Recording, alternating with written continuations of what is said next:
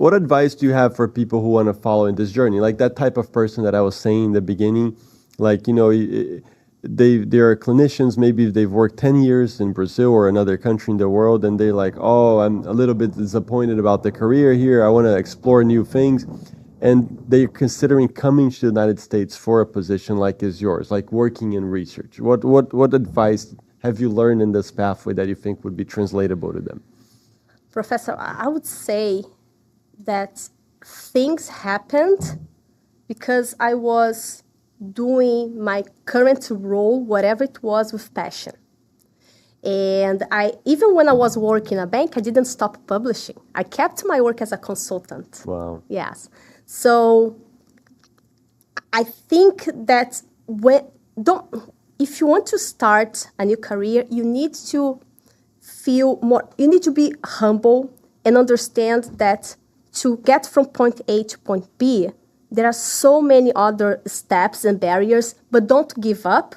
But try to slow down, because you may get, you may say, oh, it's too difficult. No, but think one day at a time. One step at a time. One step at a time. I don't know if that makes sense. Yeah, totally. Yeah. Absolutely.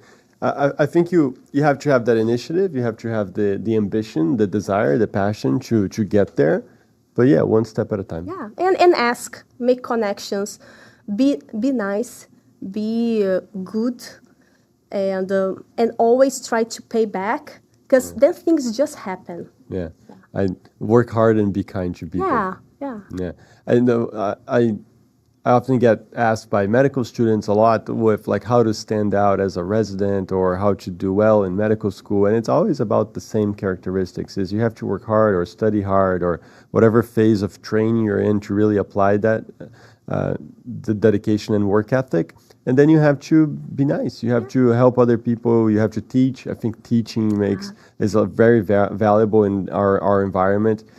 And then in your case, and for a lot of people, doing research, I think, is really key. I think what you do today, being involved in research, in industry, in clinical trials, I think a lot of this started way back when you were like a nurse student and you were learning how to write and learning the skills to do research. I think it's very important. Yeah, and also the English, like practicing, because I remember that during nursing school, we had some books of microbiology, for example, that they didn't have many copies in Portuguese, but the copies in English were always available. So I would take the copies in English to study for exams, even though it would take me longer, but it was a good way to practice your brain.